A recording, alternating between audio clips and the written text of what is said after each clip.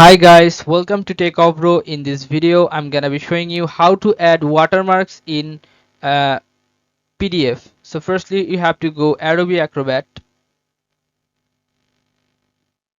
then choose the PDF you want to use.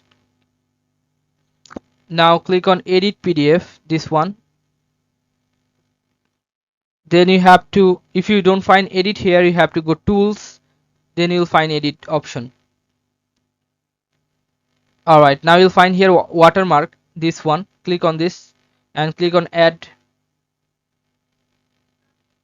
Then you can see the font. You have to text here first. You have to write anything here like TECHAVRO. Here you can see the takeoff row, the watermark.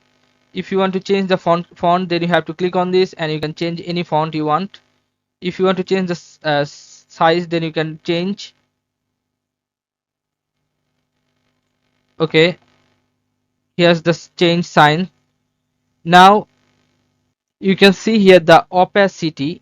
If you click on this, it will be here like this. If you click on, you can use it like volume.